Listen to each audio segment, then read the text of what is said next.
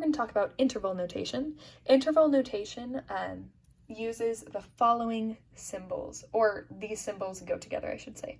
If you see this or this, they go with a hollow dot, or parentheses, or a dashed line. If we use these symbols, they go with a colored in dot, or brackets, or a solid line. You might be thinking, what the heck are you talking about? These are all symbols for interval notation.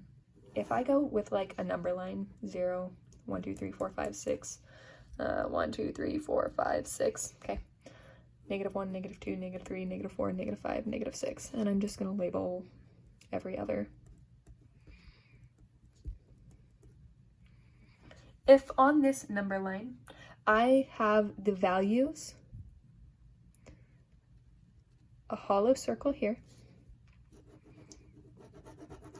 and then a line and a colored in dot here. Okay, this is on a number line representing the numbers that are between -2 and 3. I could write x is greater than, this hollow dot goes with these symbols, that's why I just do this, no underline, greater than -2, x is greater than -2. And over here, it is less than or equal to, colored in dot, goes with less than or equal to 3. But there's another way we can write this that's even shorter.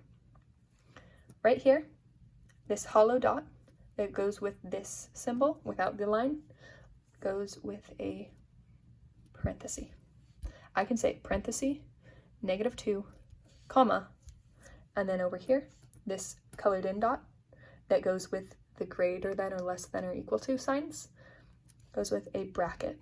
I can write bracket, 3 bracket. This means all the numbers between -2 and 3. So this is a shorter way to represent the same amount of numbers, these same x values. Again, same way to write these x values.